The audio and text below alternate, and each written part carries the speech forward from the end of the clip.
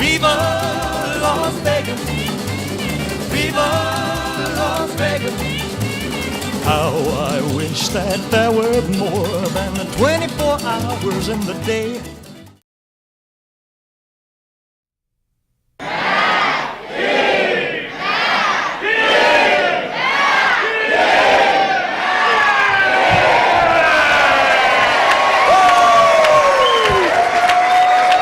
Let's rock!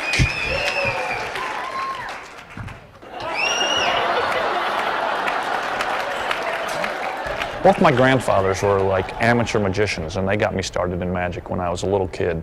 They started doing tricks for me, and then when I got to be old enough to sort of know that they weren't really magic, I started asking how do you do the tricks? And one of my grandfathers in particular had magic books at his house, and he would point at a shelf and he would say the secret's in one of those books. And so I would go read, looking for this trick he'd just done, and I was like much older before I realized that was a scam to get me to learn to read. You guys like the new suit? Oh. I guess I'm up in my new suit. We ought to get this show on the road. See what I brought. Ooh, thought I'd start out today with a rope trick. Thank you. This is actually the very first magic trick that I ever saw any magician do. My grandpa taught me this when I was a little boy. This used to be his suit. It did. My grandmother made this. It used to be her couch. Whenever he would do the trick, my grandpa would always say that the rope had two ends and one center. Then he would cut off one end of the rope and say, now I have a piece of rope with just one end. Made sense to me, too. He cut off that end and say, now I just have the center of the rope. Thank you.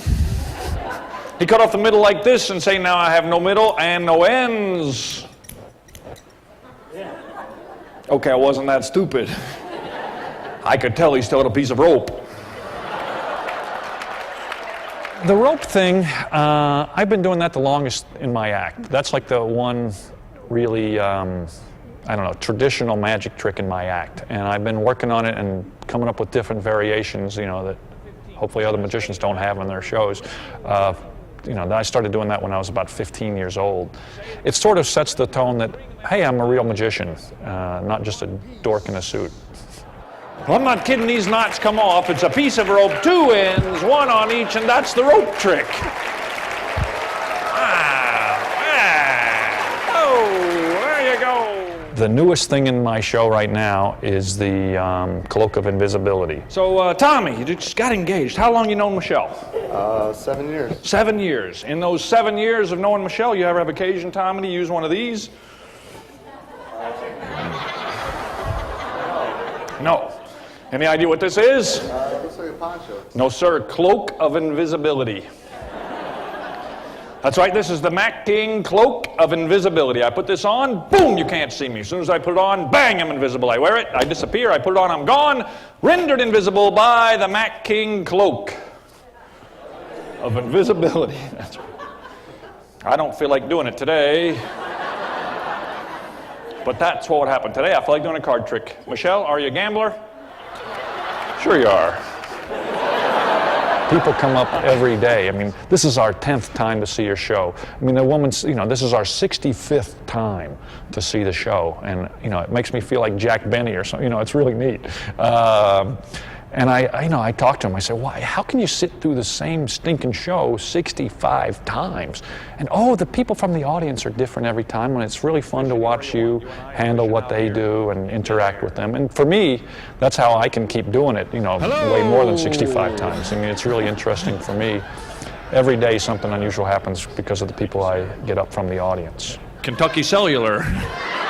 If the person from the audience reacts really well, then that sort of transfers to the audience and they react more too. What is that? What is that? Fig Newton. What is it? Oh, a Fig Newton, yeah, I forgot. Yeah, I was saving that. Yeah, I'm saving that for later.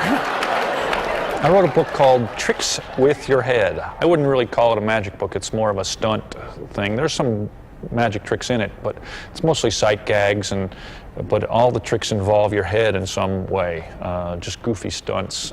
This is the Mac King Hiccup Cure, and this really works. Get a big grocery bag and put it over your head. Don't everybody leave.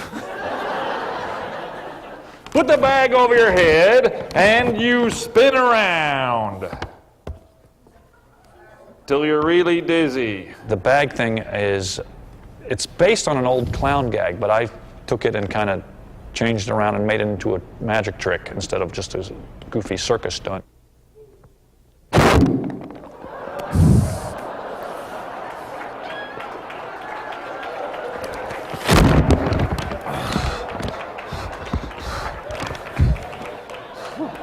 The first night I had the idea, I was at home by myself, my wife was out of town, and I videotaped myself. I was sitting on my couch, I did it, went back and watched it, and I fell on the floor, fell off the couch. I was laughing so hard. I mean, just the very first night I did it. 3 decoys folded up about the size of your 20 and sealed in these envelopes. The 4th envelope is not sealed up yet, and instead of a decoy, give me the cash, Todd. There you go. What was it? 681A. Don't forget, because it could be a long time before you see this. $20. There goes the envelope, Todd. Hold out your tongue like this. There you go. Keep her out there, Todd. That'll be a great picture right there. Yeah, there it is.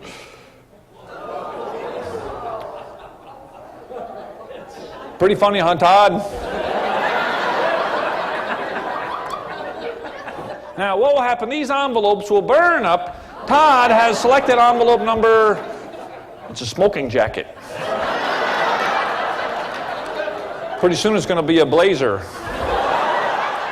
What I'd like for people to leave with from my show is pretty simple. I mean, I hope they had a really good time. I hope they are puzzled by the tricks. But most important, I hope they come away thinking, that Mac King is a really nice guy. I'd like to go back and see him again.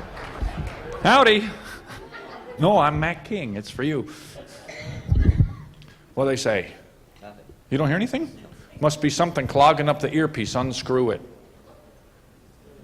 Yes, sir. Reach down inside that phone. Oh, look at that. It's the phone bill. I'll take the phone. You keep the cash that came from inside of it. Would you open it up, read off the last 3 digits of the serial number on that $20 bill? 681A. Sure, buddy. You're Big Todd across the front. It's the same exact $20. Todd, thanks a bunch.